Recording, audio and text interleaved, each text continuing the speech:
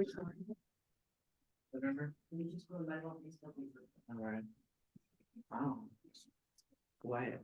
Okay, everybody, we're going to start the Historic Resources Board.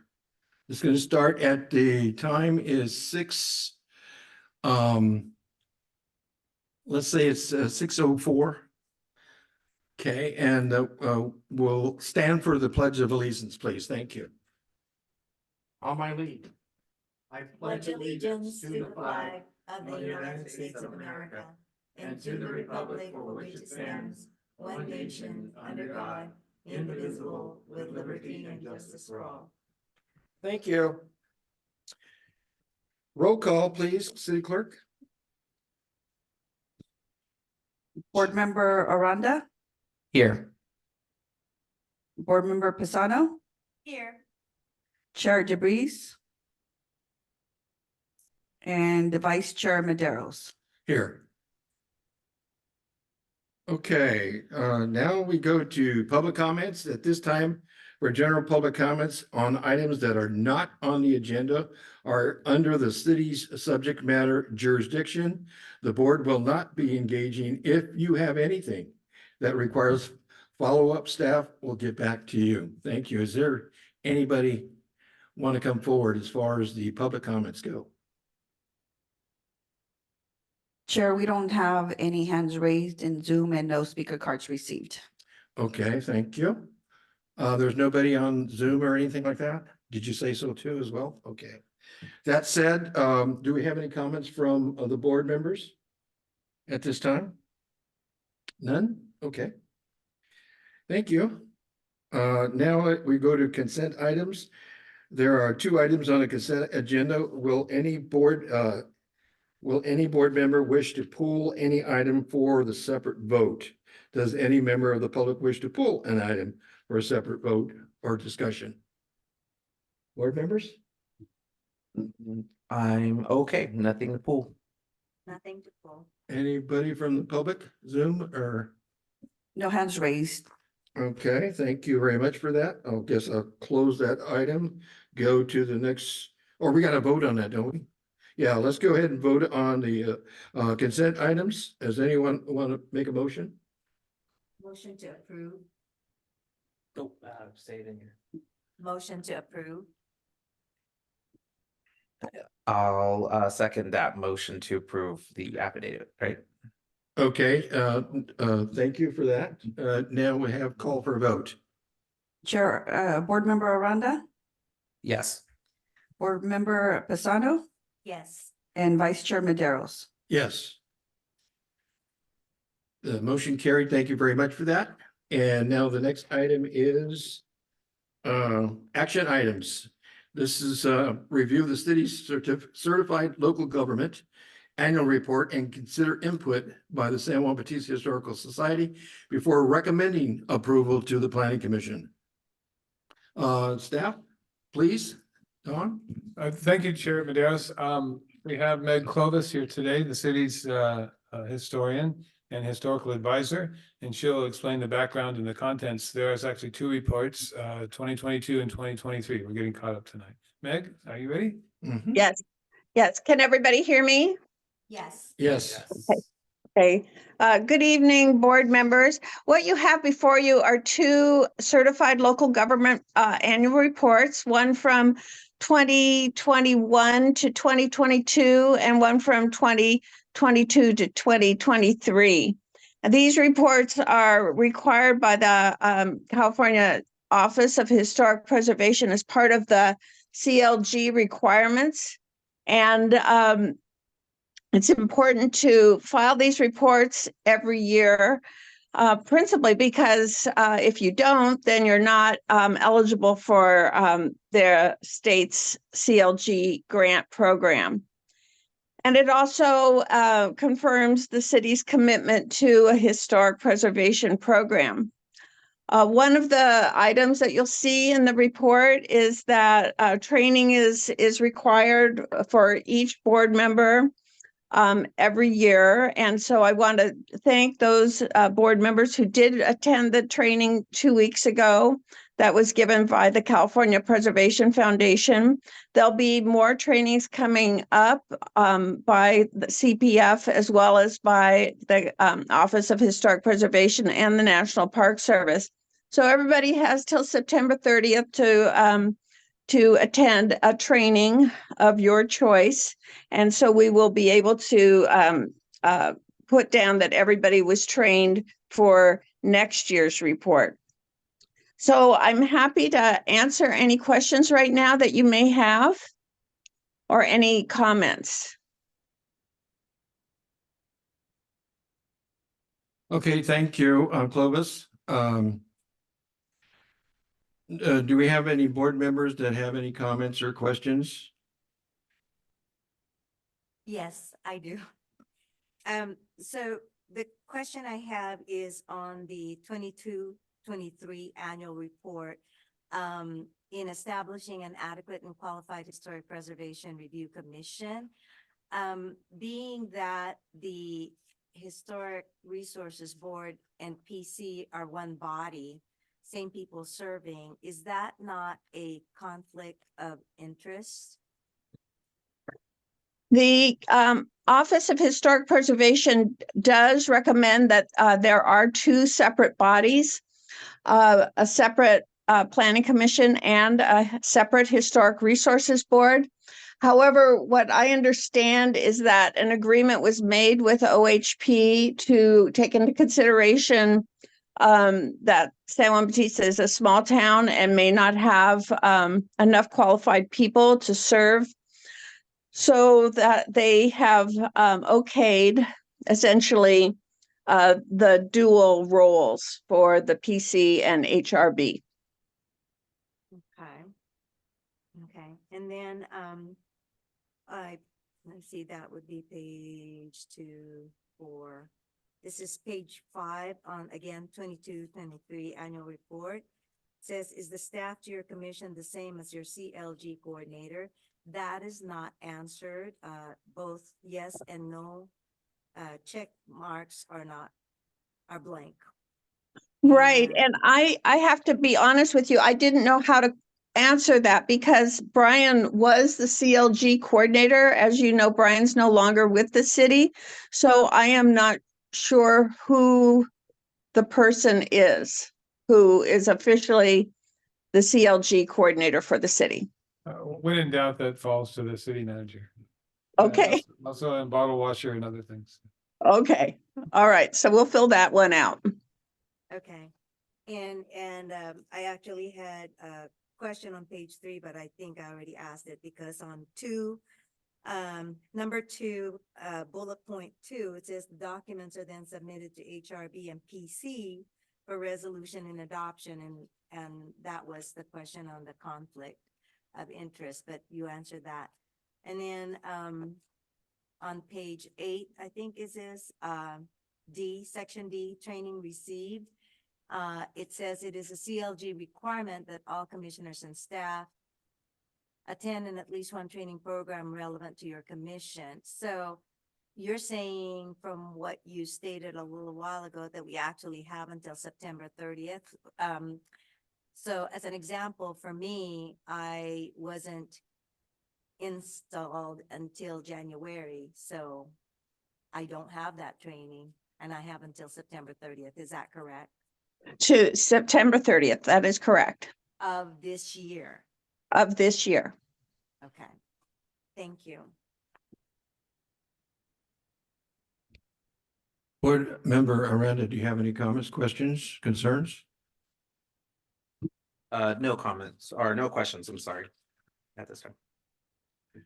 Okay, thank you, board members. Thank you, board members. Do we have any comments, concerns, or questions from the public?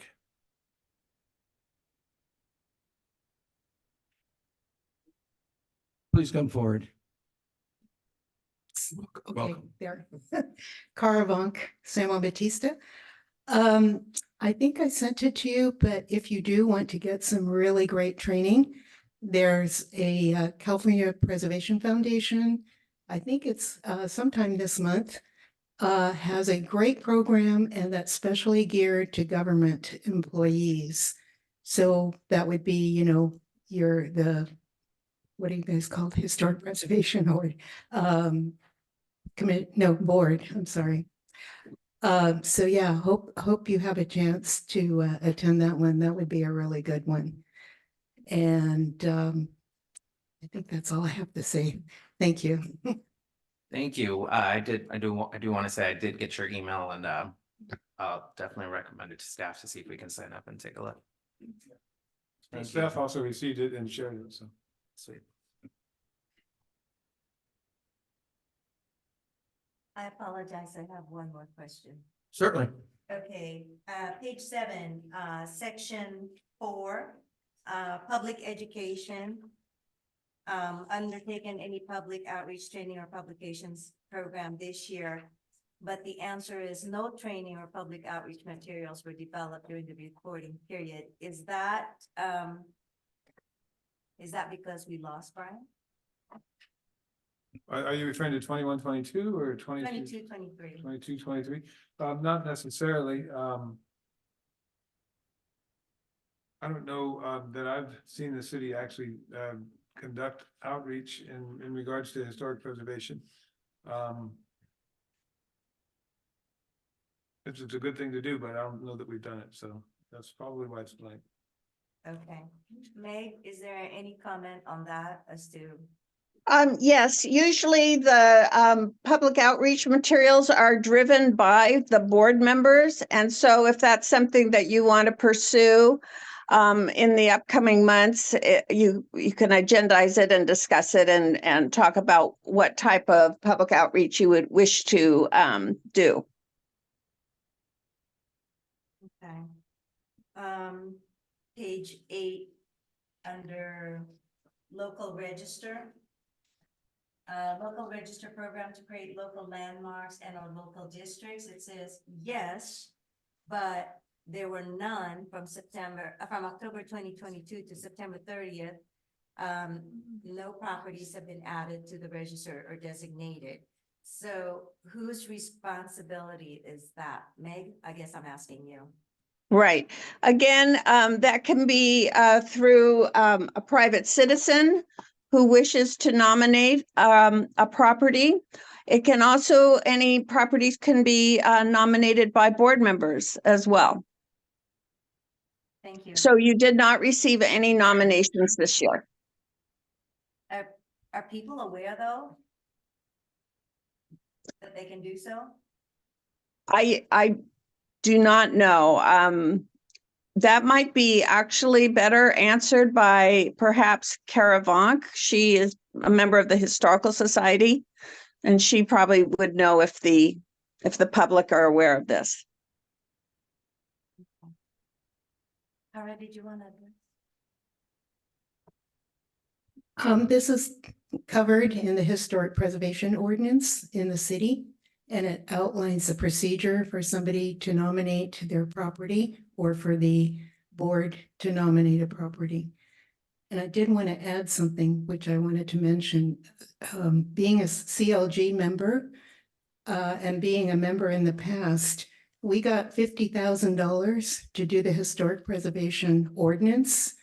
I'm saying the inventory, we hired a consultant and there was a lot of volunteer effort, and we canvassed the entire city, and all of the potentially historic properties were identified, and there's a list of them. The city should have it. We've given it to them many times. And so if anybody comes forward with a building permit or something like that, those properties should be flagged and identified. And so in addition to the $50,000 grant that we had gotten to do the inventory, we got another CLG grant, $5,000 this time, to do the historic district, the 3rd Street Historic District. And again, we had a consultant, the grant helped us pay for the consultant. They're usually matching grants, but the volunteer labor does also count. So a lot of labor was done for that as well, in the bowels of the county clerk's office, looking at all the properties and tracing them all the way back to try to figure out how old they are, et cetera. So just wanted you to know that. Thank you. Hope I answered your question. Thank you. Board members, are we through? Yes. Yes. Board member Aranda? No questions. Thank you. And we're through with comments from the public? How about Zoom? Do we have anybody out there that's got a hand raised? Seeing no hands raised, Vice Chair? Okay, thank you. So are we ready for a motion? And the motion is that we reviewed, the motion is that we reviewed the city certificate local government, the CLG annual report, and consider input by the San Juan Bautista Historical Society before recommending the approval to the planning commission. Are we ready to make a motion to recommend it for planning commission approval? So moved. Second. Thank you very much. Can we have a roll call? Please, thank you. Board Member Aranda? Yes. Board Member Pisano? Yes. And Vice Chair Viveros? Yes, Motion carried. thank you. Okay, next item on the agenda is discussion items, Historic Resources Board on the Preservation Code 11-06 update and status. Do we have a report from staff? In developing this agenda and in working with Meg, we thought that we could wait and see if the CLG reports were approved and submitted, and then hopefully get some CLG grant funds to help pay for Meg's services, updating the historic preservation ordinance. And she wanted to focus on a new context statement for the historic preservation ordinance. I did a quick search of the ordinance, and it's not highlighted, it's not the driving force that it needs to be. The context of our historic value and the buildings and the treasures that are here needs to be spelled out. I can let Meg elaborate on what the historic context is. She's the expert.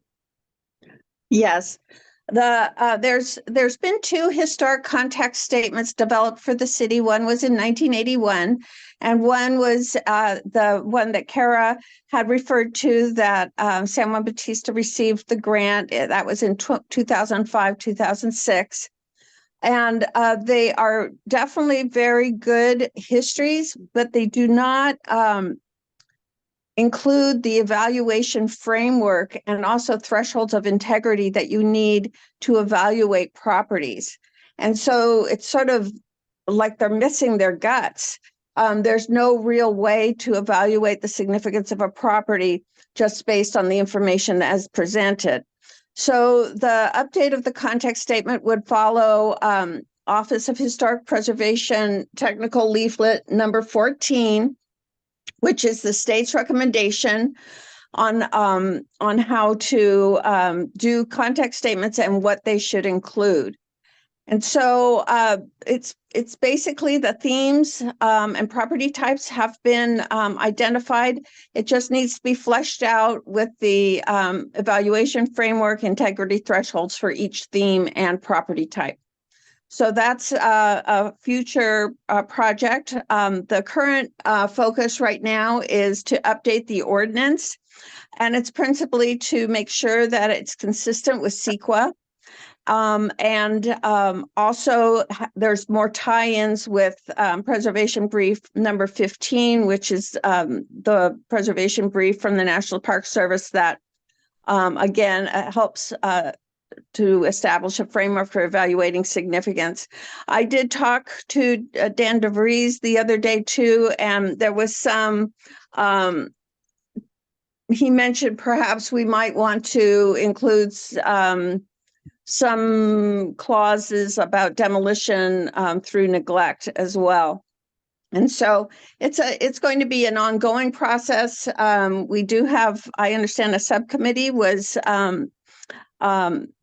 selected at the last meeting in February to work with me on these updates, and then we will bring them forward to the full board for review.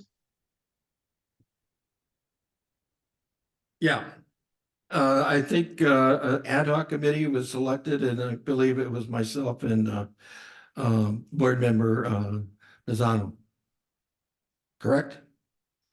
So as far as that goes, I mean, I haven't heard any word from anybody as to where we're gonna go from here. Excuse me, my voice is giving out. But anyway, so that being said, I'm looking to some direction here as far as the committee is concerned. Be happy to get together with anybody and everybody to get this going, including with Meg too as well.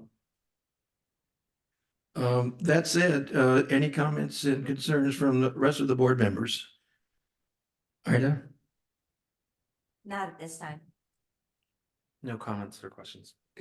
Okay, thank you. How about the public?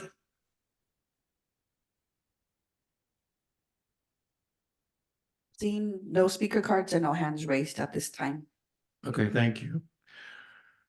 I guess I'll save my comments till the end of the meeting here as far as that goes.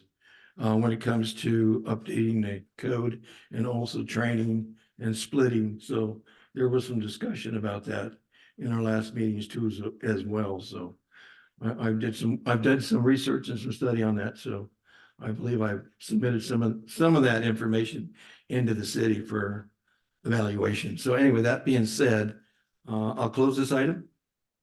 Yes. Thank you.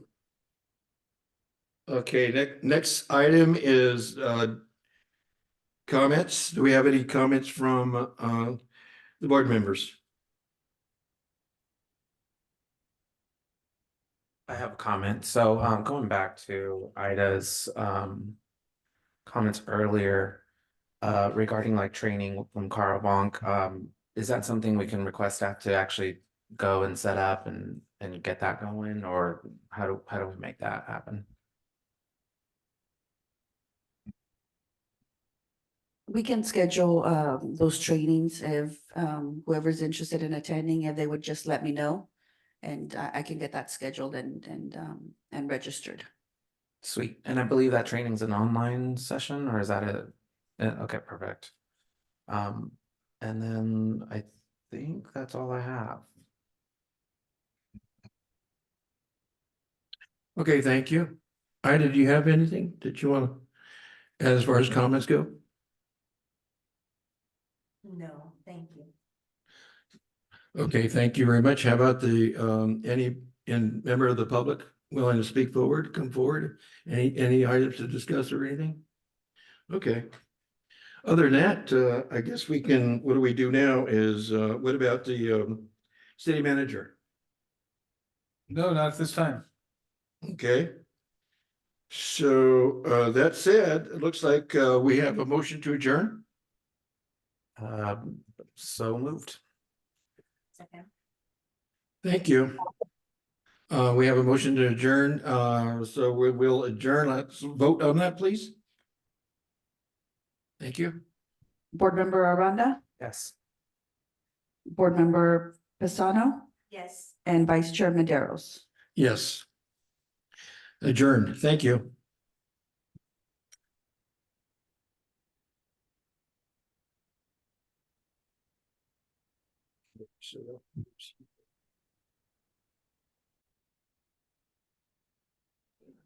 Okay, Dan. All right, it is now 6:41 PM and I'd like to call the Special Planning Commission meeting of Thursday, March 14th, 2024 to order. Ida, would you lead us in the Pledge of Allegiance? Yes. Yes, could everybody stand? Ready, begin. I pledge allegiance to the flag of the United States of America and to the republic for which it stands, one nation, under God, indivisible, with liberty and justice for all. Thank you. Clerk, can I please get a roll call? Commissioner DeBreeze, Commissioner Maderos, Here. Commissioner Pisano, Here. and Chair Aranda. Here. All right, next agenda item is public comments. This is a time for general public comment on items that are not on the agenda and are under the city's subject matters jurisdiction. The Planning Commission will not be engaging, and if you have anything that requires follow-up, staff will get back to you. Public comments are generally limited to 3 minutes per speaker. The chair may further limit the time for public comments depending on the agenda schedule. If you are attending in person and wish to make a public comment, please fill the speaker card and state your name for the record. I would like to now open up the floor for public comments. Are there any members of the public that would like to make comments?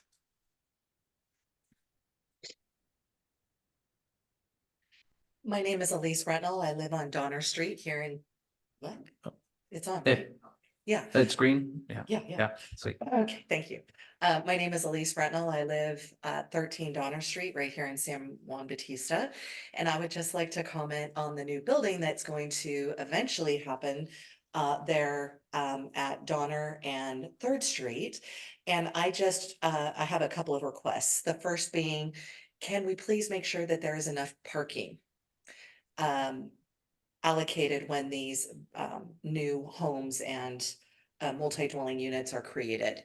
The second is, I would very much like to ask that we continue with the theme of Creekside with a variety of homes. So if we can make it match, I'd really be grateful. Thank you very much.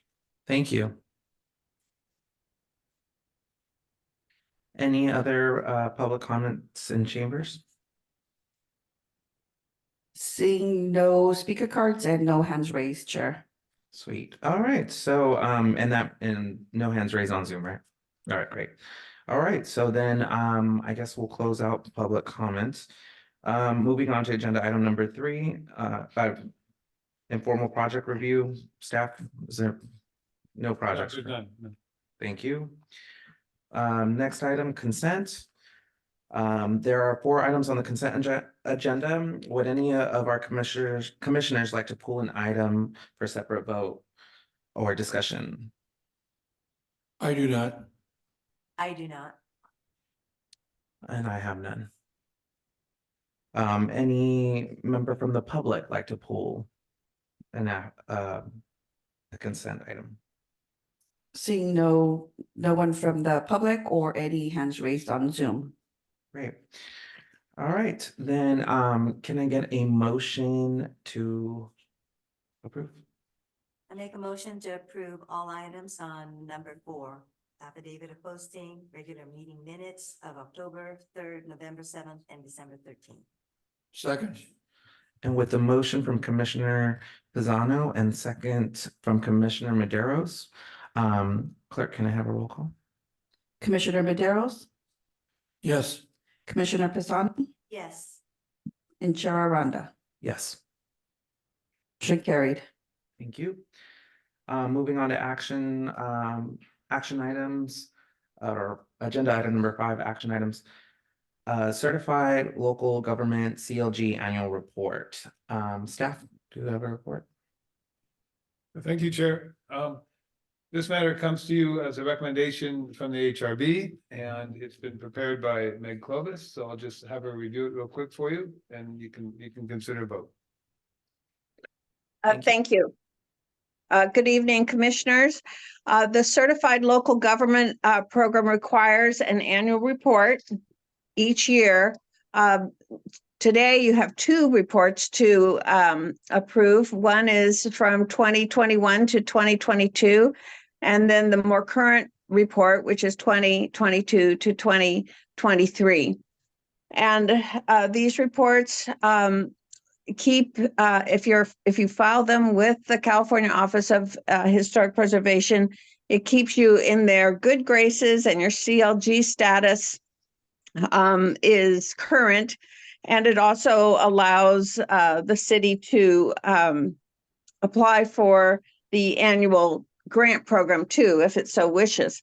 So it is an important that this is filed, and the Historic Resources Board has reviewed it and approved it, and now it comes before you for approval. Thank you. With that being said, commissioners, any questions? Meg, is Yes. this report time sensitive with regards to getting it approved? Yes, it is. When do we need to vote on it or approve it?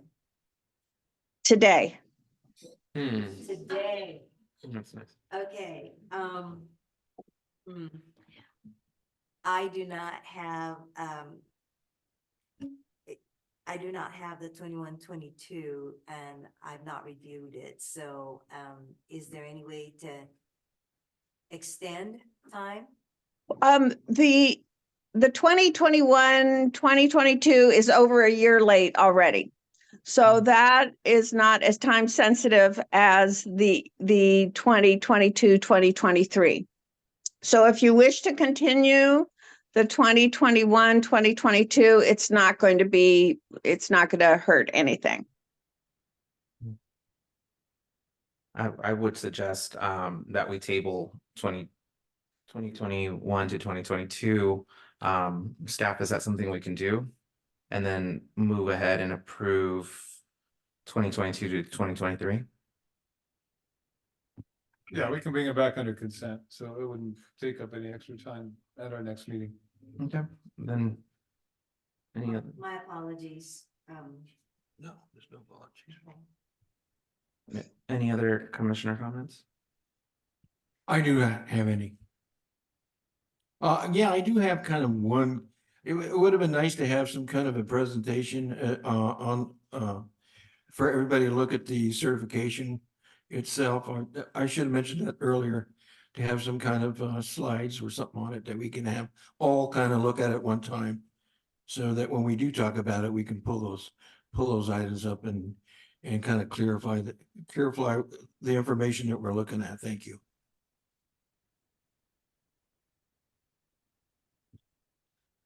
All right, and then any public comment from chambers?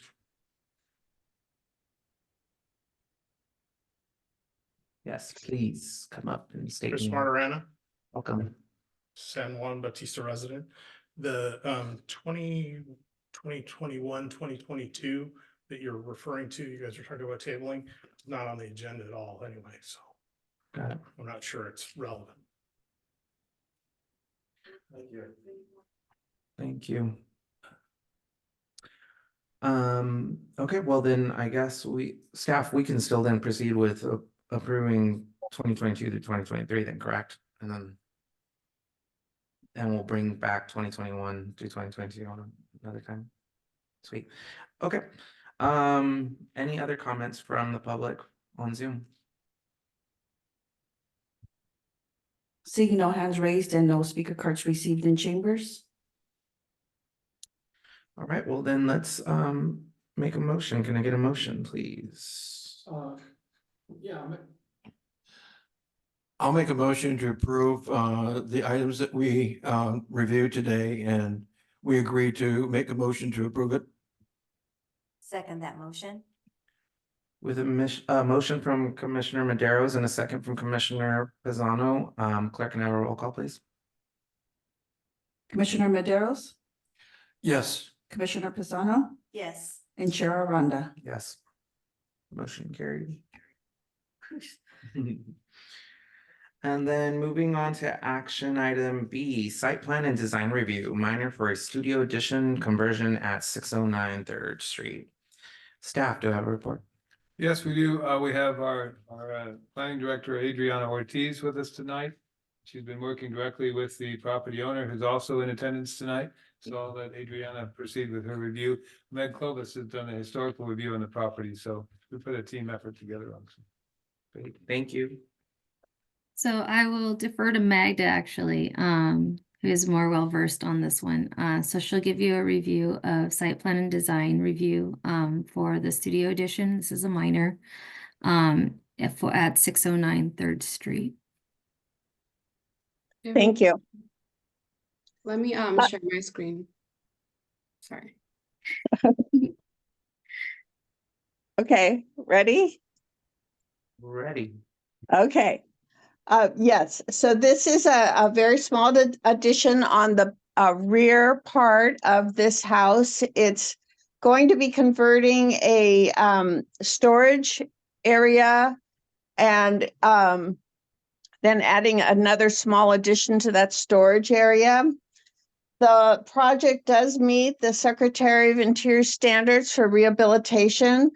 It is sensitively done and it is a very small addition. This house has had several additions over its lifetime. It was originally built about 1860. And by 1908, there had already been about 3 additions put on the house. And I think that's it. I'm happy to answer any questions that you have about the house and the addition, if you have anything. Magda has a PowerPoint presentation that she can briefly go through to kind of give you guys an aerial view of the addition as well. Please. Thank you, Meg. Mhm.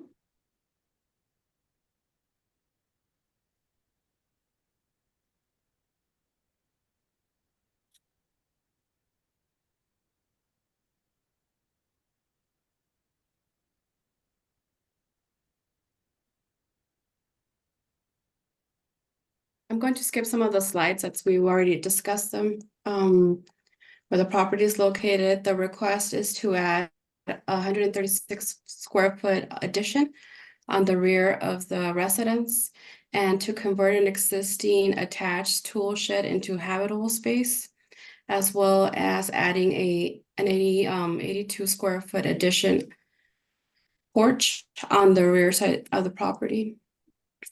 Like Meg mentioned, this item was presented to the Historic Resource Board on February 6th, where it was approved. The only condition the board requested was that any future modifications to the plans or the home come before them for consideration. This slide shows the existing site plan as well as the proposed. As you can see, all the proposed expansions, conversions are located on the rear of the property and are not visible from the street. These are the elevations. They take into consideration the recommendations that were presented on the Phase 2 report, which includes adding French doors instead of a sliding door and adding one over one windows instead of the Marvin windows that they were originally proposing. This is the existing site plan as well as a proposed site plan. So to have a better idea of what they are, including a bathroom, a dorm area, which is what includes a day bed, a working area, and the small porch that they're also adding.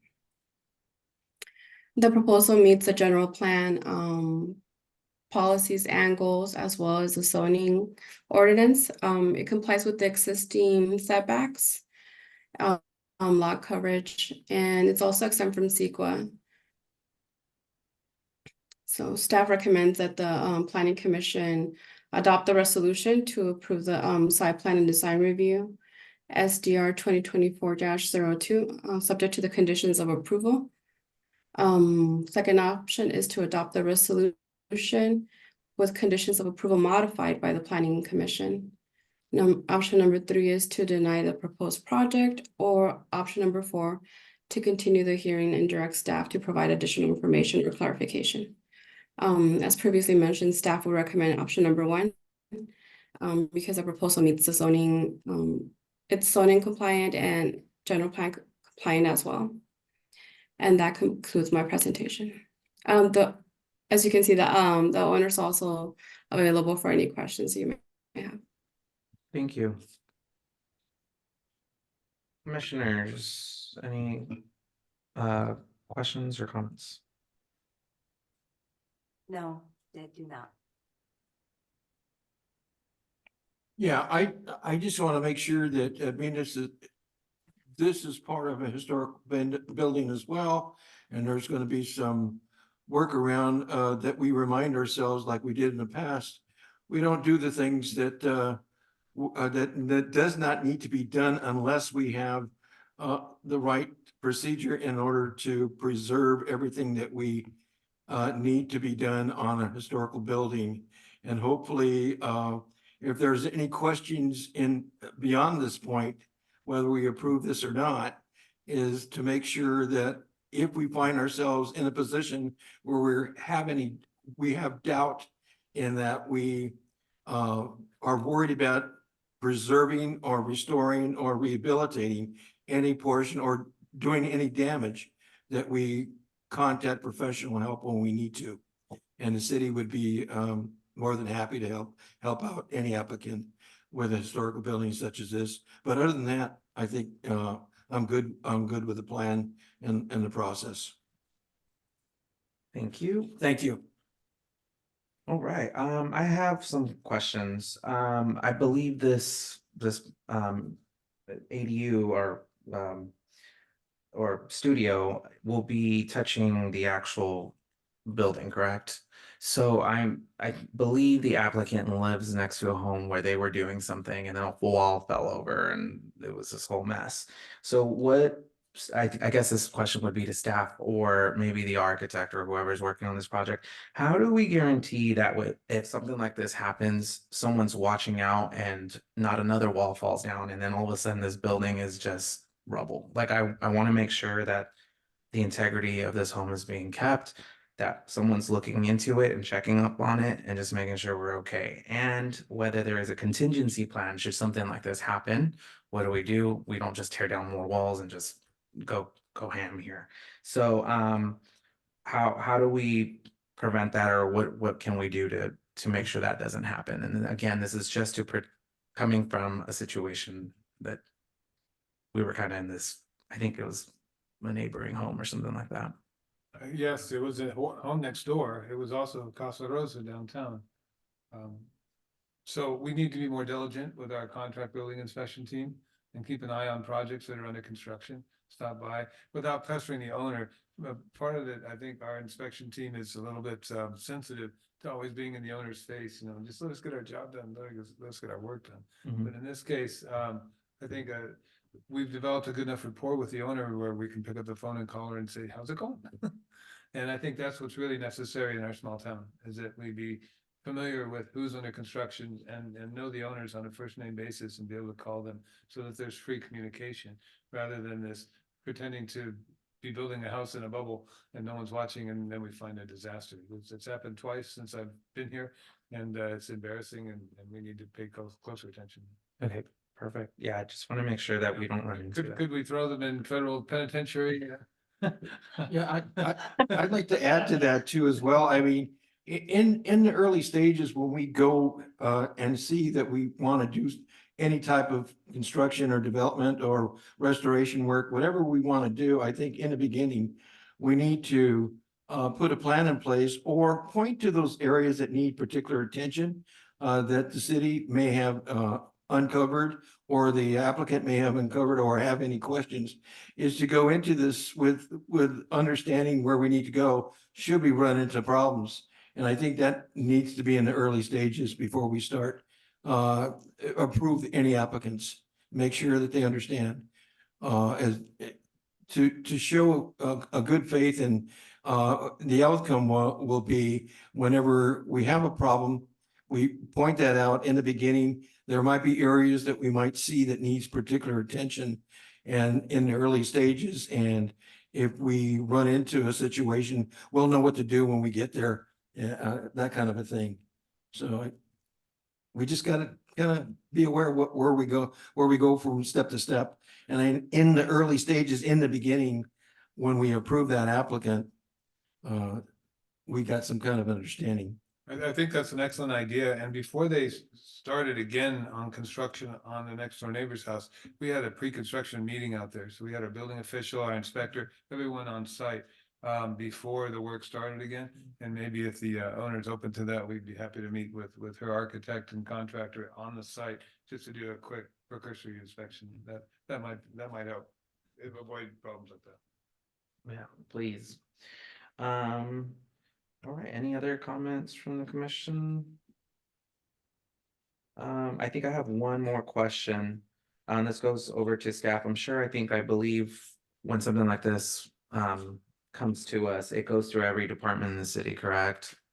Yes, the building permit process requires everyone's approval. Got it. So nothing, just like the home next door, where we had a situation with the sewer main and whatnot and lateral, whatever, to the street, all that checks out, everything's okay there? Yes, the city engineer will have a chance to look at it.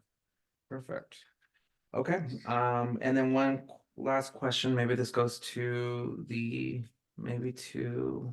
I forget who, but the roof line, all that matches, it's gonna look like it's all part of the house. I'm not gonna see a taller roof in the back. It's gonna be consistent.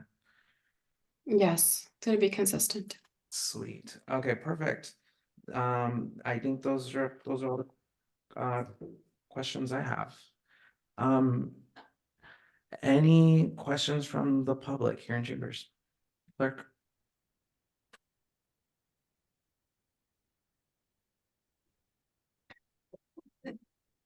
Welcome. Cara Vonk, owner of the 609 3rd Street. In terms of myself and this house, it's been my passion. I've gotten building permits for everything that we've done. We've spent a lot of time and energy restoring the house. With my apologies to former owners, it was really a mess. You know, the toilet was hanging in a hole. It had no foundation. So this is a labor of love, and we're certainly not going to do anything to compromise the historic character of the building. And it is just a small room. It's attached to the main house. You know, one of the walls is actually the exterior house wall. And it's just going to be a small studio. I think I mentioned before, a little man cave, so we have a little distance because we only have one bedroom in the house right now. So, in terms of our place, I don't think you have to worry because we're going to do everything according to Secretary of the Interior standards. And you did approve it last time. The HRB approved it with Meg Clovis's report and everything. And it was a lot of fun researching the history of the house. And I didn't know really how old it was. So finding out that it was built in 1860, that was a real bonus. Augustino Giraldo was the first owner. So now we can get the plaque. Yeah. Thank you. Thank you. All right. Any other questions or comments from the public in Chambers? See no other speaker cards, but we do have one hand raised in Zoom. Okay.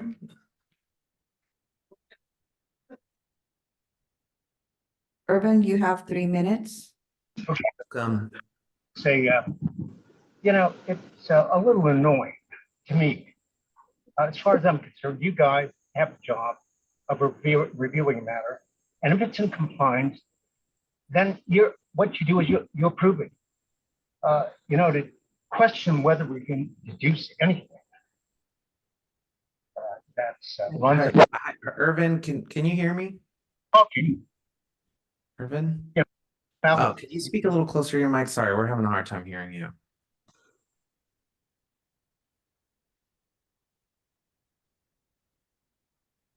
I'm finished. Oh, I said I'm finished. oh, you're finished? Would you like to repeat? Just we had a hard time hearing you.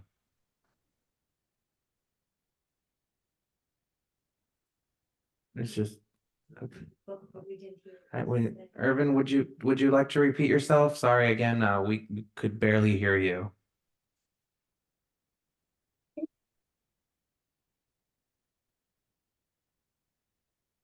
I don't know. Irvin, if you want, I'll give you one more chance. If you want to unmute yourself and just repeat what you said, we had a hard time hearing you.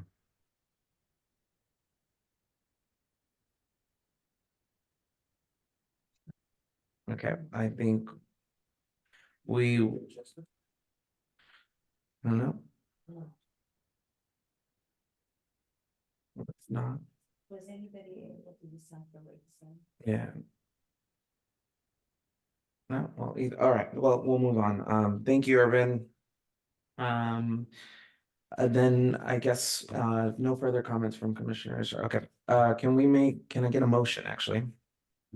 Make a motion to approve the resolution accepting the site plan and design review for 609 Third Street. Is there a second? I'll second With it. a, I'll second it. with a motion from Commissioner Pisano and a second from Commissioner Maderos.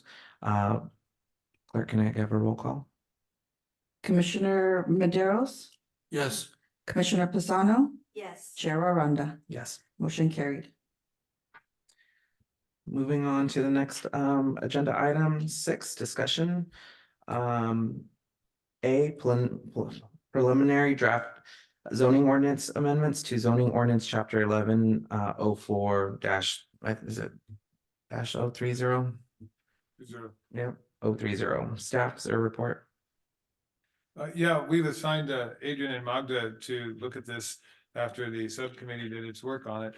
And it's turning into a look at 2 possible ordinances, because the specific topic of food trucks is coming up by itself, not just as a subset of a temporary use of land permit. You should maybe recall 8 months or so ago, we had an issue with a food truck on a different use, commercial use, and so we went towards a temporary use of land permit, and some folks are functioning that way now on 6-month increments. So this is an effort to look at a more permanent effort. The previous planning director had drafted an ordinance that the subcommittee assigned by the planning commission reviewed and considered, and we're going to come back with edits. So, but Adriana and Magda are also looking at this ordinance and a special food truck ordinance. So it's an opportunity tonight just to hear what the status is on their review, and if there's anything that the committee wants to add. Dan DeVries was part of that, and he's not here tonight, so. Thank you. Adriana or Magda, do you have? Thank you. Sorry. Sorry. So we came up with a couple of options for the planning commission, and basically we'd like to emulate the same thing that was happening at for the city of Monterey, giving them 3 options for long-term, short-term, and the third one's eluding me. Magda? Develop properties. Thank you. So basically you'd have 3 permits that would be available to the applicants. And it gives them a little bit more options.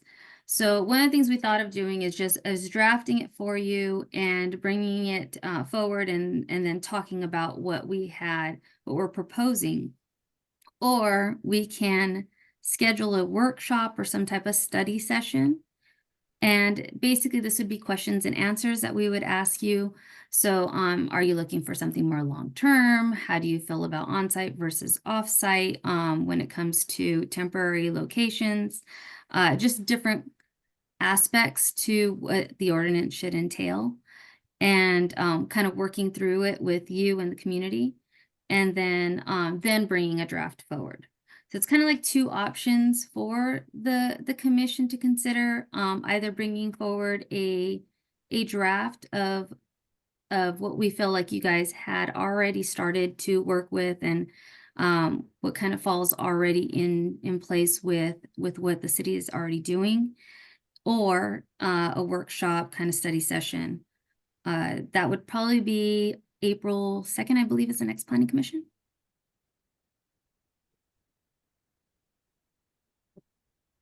Next planning commission meeting would be April 2nd.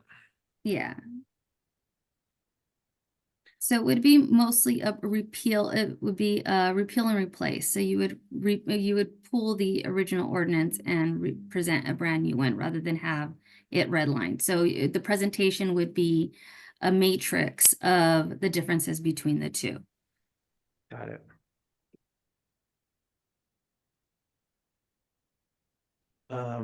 Is that all? Yeah. So the guidance we're looking for the commission is what direction you would rather go. Got it. Thank you. Commissioners, any questions or comments?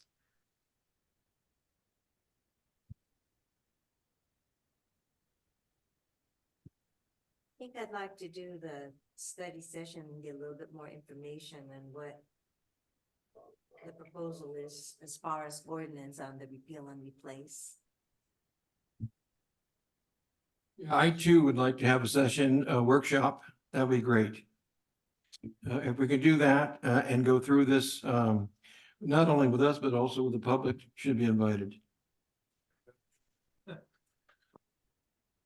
And then my questions, my comments is, yes, we originally, when we had this little subcommittee, we did meet with a few holders at Vertigo with a couple of the businesses in downtown to kind of get their ideas and pick their brains regarding this ordinance, and that's how we came up with some of the notes that you might have seen. I'm not sure if they were in here.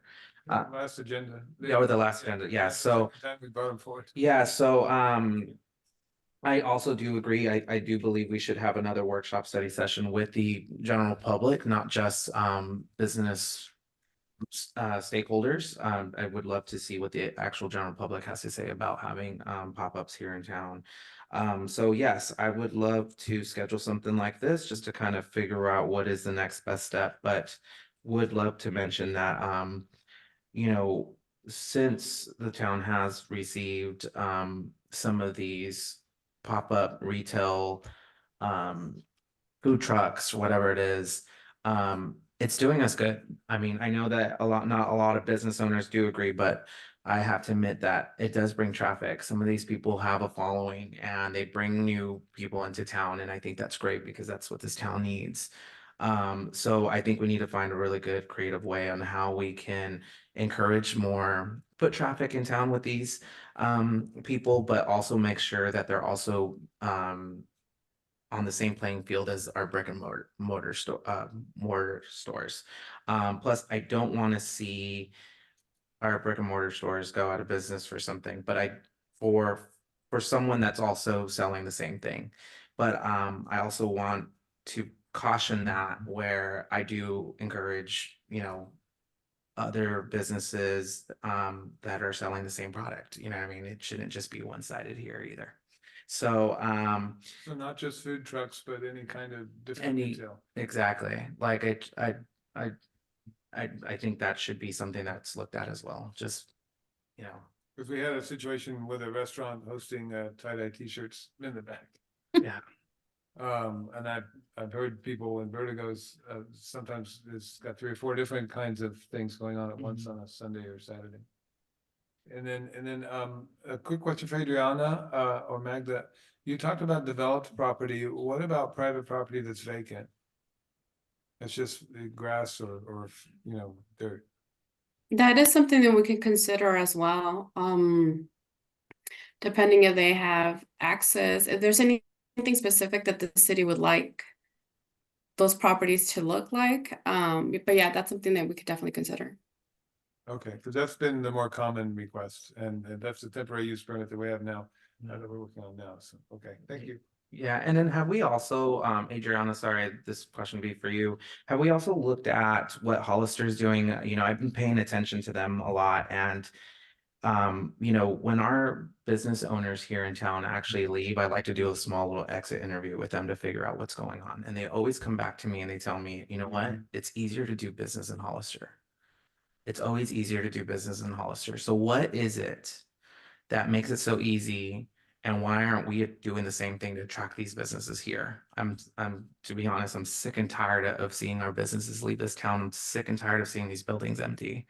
So we need to get creative. And I know that they do a pop-up food truck thing every Tuesday. As a matter of fact, I think it just happened and it's a big hit. They do a farmer's market. They're blocking off their streets and doing this thing. And how do we jump on board just because it's not all about brick and mortar anymore? Most of these restaurants are these food trucks, and that's a new thing. And I don't want to see this opportunity passed and our city lose out. So if that's something we can capture.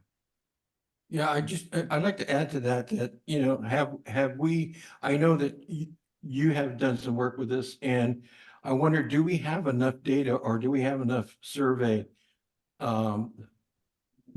Enough information from our businesses, from our public, do we have enough input to give us some guidance as to which direction we need to go with this? And that would have captured all the things that we need to put into that says we're going to address that when it comes to our codes. So I don't know if we need to go further out there and conduct a survey to make sure we captured exactly where we need to go with this, even surveying, people from Hollister. And see why they seem to be, doing somewhat better than we are. If Before I we may answer, do a session of any workshop, what have you. Thank you. that is one of the reasons why we wanted to do a workshop, to make sure we receive the input from the general public as well as any vendors. I drafted the ordinance for the city of Hollister for mobile food vending. And one of the reasons that we suggested here, because we do see that need, we do see those questions coming up often, where they are mobile food vendors want to operate within the city of San Juan. So we want to make sure we provide that opportunity and provide them different options, like we mentioned, the short-term, long-term, and develop private property operations as well. But yeah, definitely we do want to take the opportunity to get public input. And that workshop is what we were hoping you would yeah, agree with. Great. Thank you. Then I think, then staff, are we able to just give you direction then to set up that workshop and get that going? Yeah, that's what we're hoping for. Yes. That's, yeah, perfect. Perfect. Well, thank you. All right, well, is there any public comment, in chambers regarding this topic? Welcome. Thank you. Chris Martirana, City of San Juan Bautista. As probably all of you know, I've gotten involved in this recently, having a vacant lot at the corner of 4th and Franklin, and having hosted during the filming a food truck for those 3 days on a temporary use of land permit. The event went unbelievably well. It was an unbelievable success. The feedback from mostly locals was almost 100% positive. So I'm sure there will be some dissenters, but the response was overwhelming. I had 2 questions for the planners. One is if they could tell me the current code section number for what exists today that they referred to, and what the Monterey code section number was. I would also encourage you guys to do 2 things. Look at those codes yourself. Hollister, I'm going to go immediately to Monterey's because they brought it up.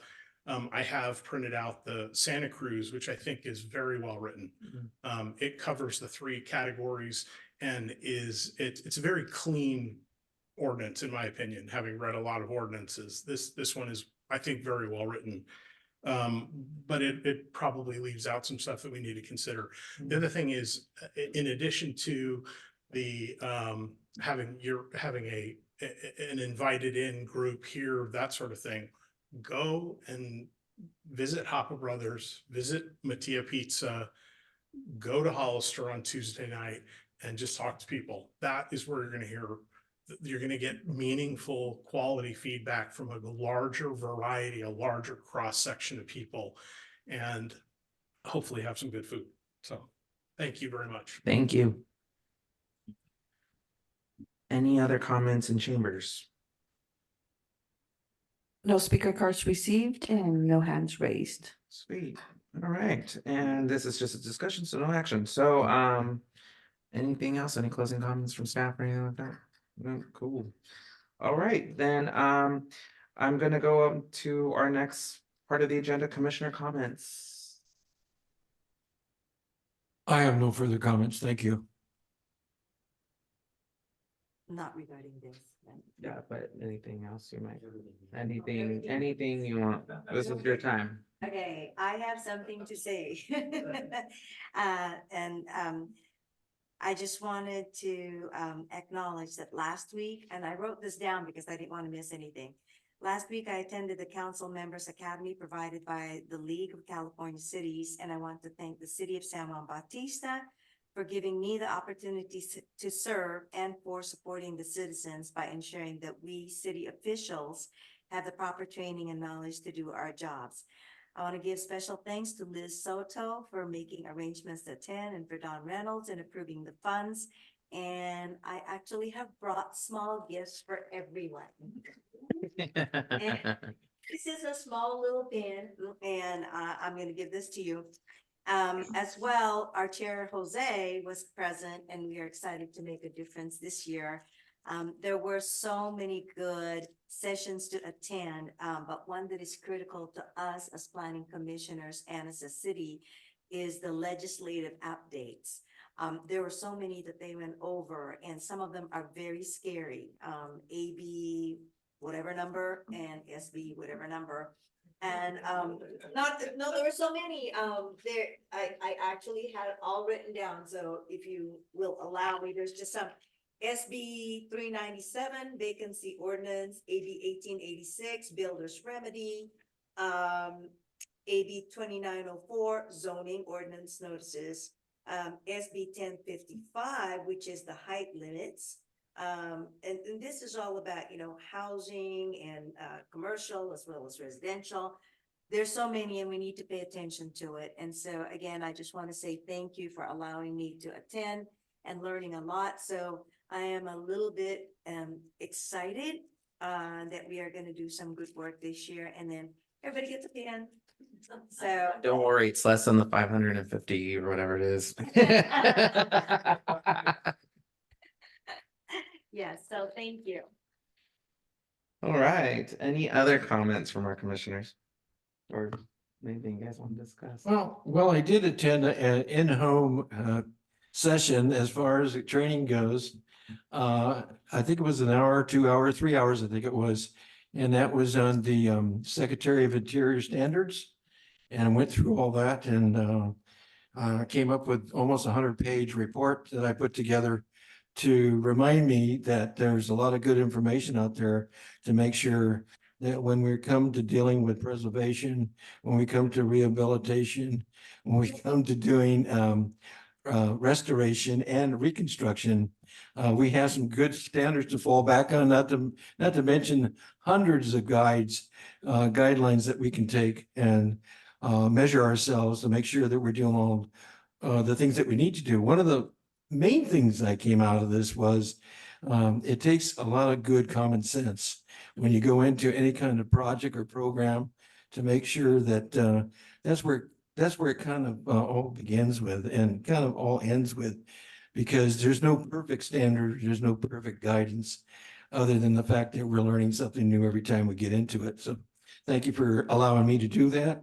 I plan to do, in fact, I did one today, another one today, and I will be doing another training session next week. Thank you. Thank Of course, you. it's all being paid by the city. Nice, thank you. But today was free, so we'll be next week. Thank you. And then I have two things to say. Just I'm gonna echo what Commissioner Pisano and Commissioner Meadows said. Thank you to staff. Thank you for coordinating all that.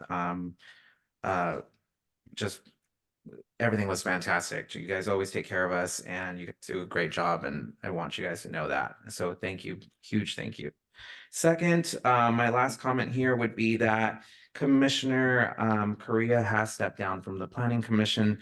And so there's going to be an open position for that. And that will be posted on the City Council agenda on April, or no, actually, is it March? Yeah, March 19th. So look out for that for anyone in the public who wants to apply for a Planning Commission seat. Other than that, I have nothing else. So I guess we'll move on to the next item, which is an adjournment. The